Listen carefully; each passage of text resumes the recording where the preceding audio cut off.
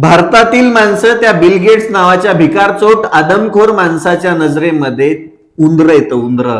त्याच्या मते भारत म्हणजे लॅबोरेटरी आहे. एचपीव्ही वॅक्सिन बद्दल पण तेच आहे, कारण भारतामध्ये एचपीव्हीचं लसीकरण चालू झालंय, ज्याचं टायअप आहे बिल गेट्सच्या गावी फाउंडेशन सोबत. ही लस जी आहे ही किलर वॅक्सिन आहे, असं मत रॉबर्ट एफ कॅनेडी ज्युनियरचं आहे, जे युएसएच्या हेल्थ अँड ह्युमन सर्व्हिसेसचे सेक्रेटरी आहेत. ते असं का म्हणतायत? ज्या महिनेला सर्व्हिकल कॅन्सर होण्याचा चान्सच नाहीये, त्या महिनेला ही लस दिली तर तिच्या मृत्यूचा धोका हा 37 पटीनं वाढतो. त्याचं कारण म्हणजे ही लस ट्रू प्लासिबोच्या अगेन्स्ट टेस्टच केलेली नाहीये.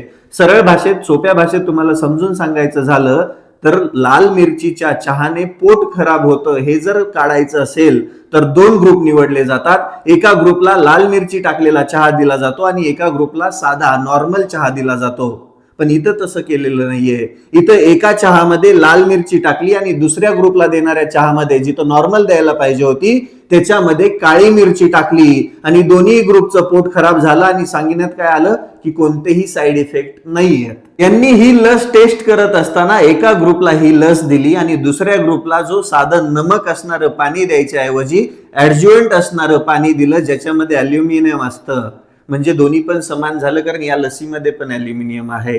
मग साईड इफेक्ट कसे कळणार?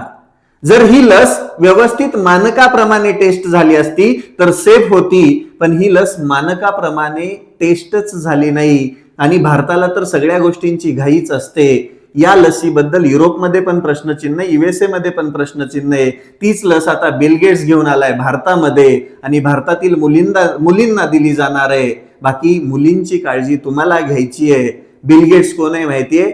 ज्या एप्स्टीन या नावाच्या आदमखोर माणसासोबत एप्स्टीन आयलंड वरती जायचा, लहान मुलींवरती अत्याचार करायचा, त्याने स्वतः मान्य केले मीडिया समोर त्याने काय काय केले ते. आणि ही वस्तुस्थिती आहे. लहान मुलींची काळजी घ्या, त्यांना वाचवा, ते तुमच्या हातात आहे. ही लस खराब आहे मी म्हणतच नाहीये, पण या लसीबद्दल पूर्ण एकदा माहिती जनतेसमोर येणं गरजेचं आहे.